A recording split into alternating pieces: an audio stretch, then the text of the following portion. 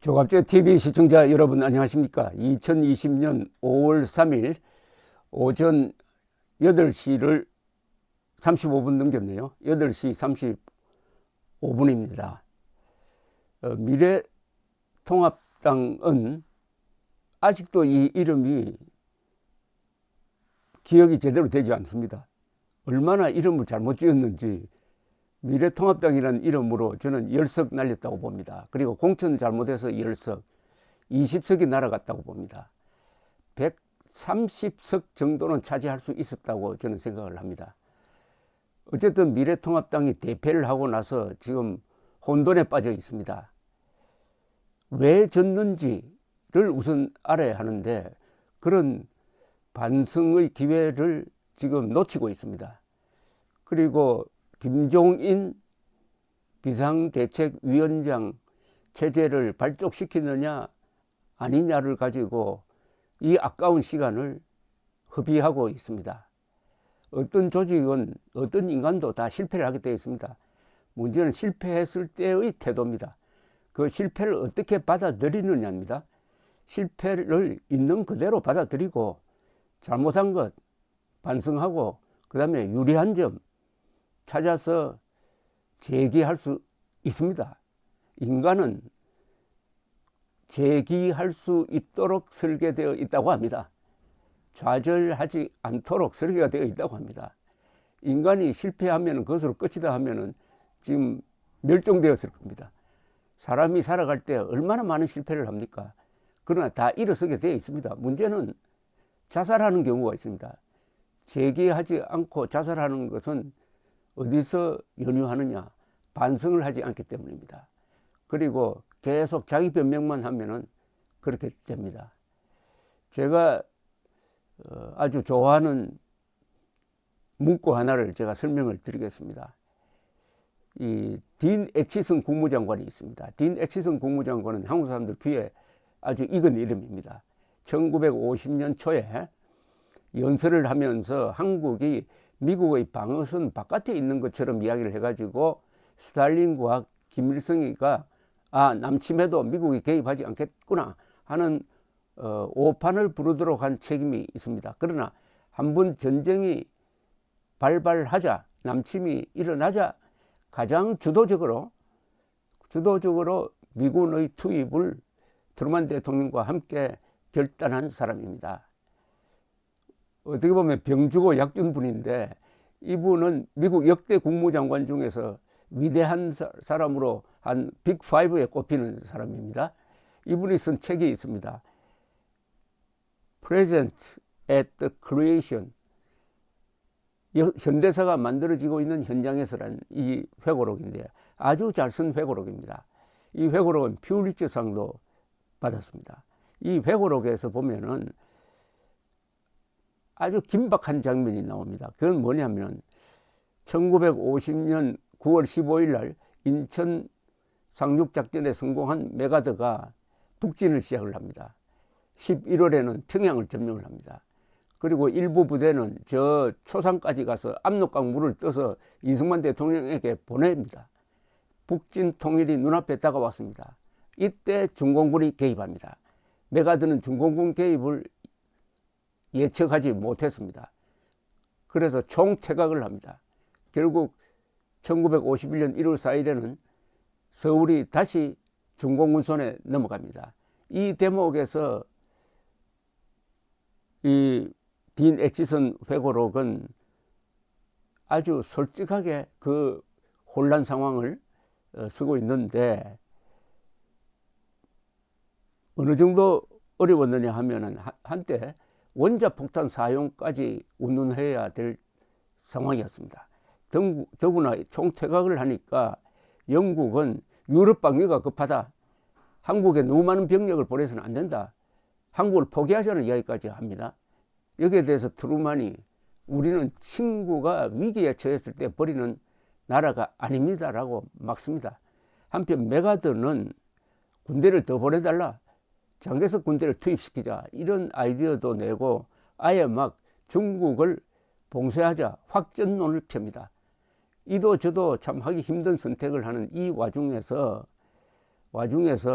이제 조지 캐넌이라는 사람이 등장합니다. 조지 캐넌은 아주 유명한 전략가입니다. 소련 주재 미국 대사를 지낸 사람인데 대소봉쇄론자입니다.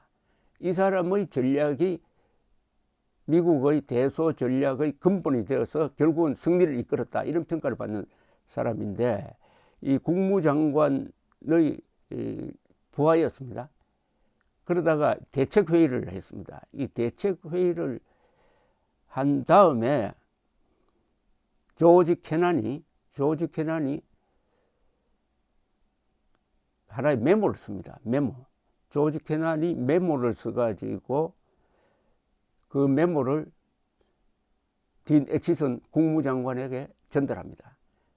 딘 애치슨 국무장관은 그 메모를 읽고 감동을 했습니다. 그래서 자신의 회고록에 그 전문을 소개를 했는데, 이 간단한 메모가 참 명문입니다. 요게 지금 위기에 처한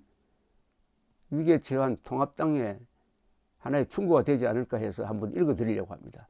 조지 캐넌이 6.25 남침으로 인한 여러 가지 혼란 시기에 중공군까지 남침을 해가지고 국가 위기에 처한, 그것을 관리해야 할 국무장관에게 쓴 메모입니다.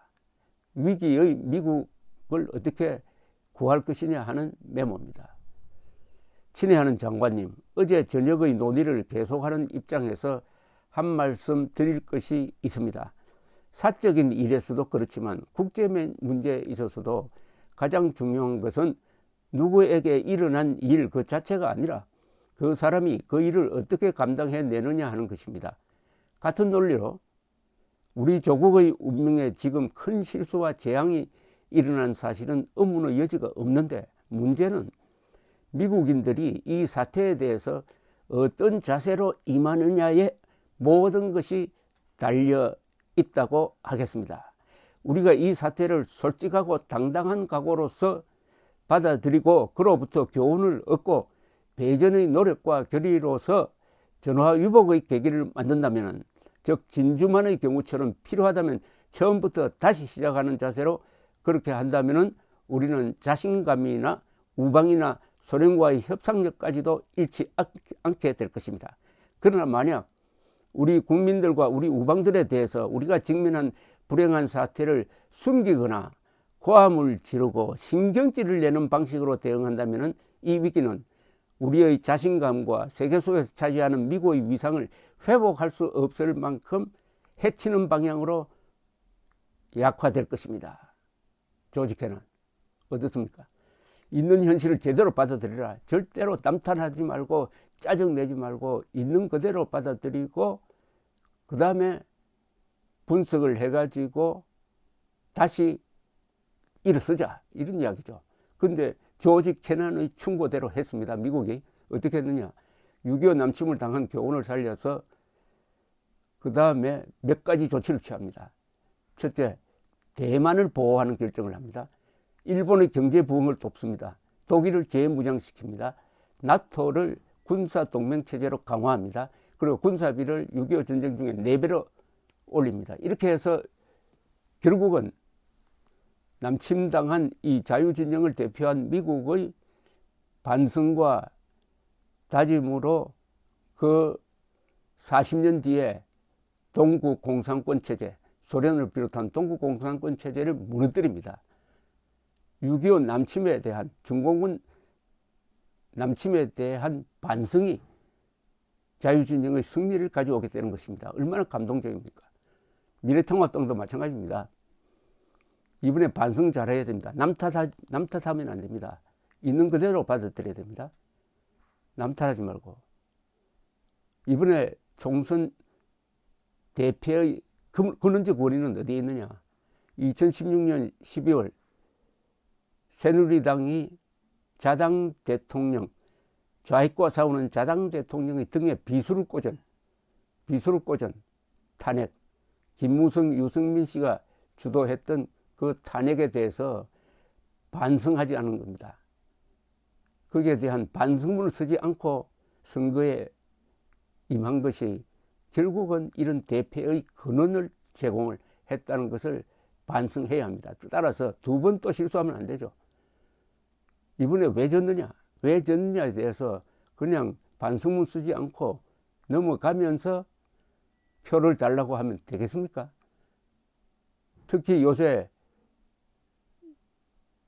일부 세력이 주장하는 사전투표 조작설에 놀랍게도 이 통합당이 입장을 내어놓지 않고 있습니다. 사전투표 조작설을 자꾸 제기하는 일부 세력은 뭐냐 하면은 총선이라는 경기를 구경하던 사람이에요. 그런데 총선 패배, 그 스코어가 2대1 패배인데 2대1, 뭐 10대5라고 했습니다. 10대5 패배로 패배한 통합당은 가만히 있는데 구경하는 사람들이 지금 운동장으로 뛰어들어가 가지고 이거 부정 심판이었다 라고 소리치고 있는데 통합당 팀은 그냥 가만히 있습니다. 그게 아니다. 우리가 심판 정확하게 봤다. 심판은 정확했다. 그러나 우리가 모자라서 졌다. 이렇게 관중들을 설득을 해야 될 텐데 그냥 가만히 있어요.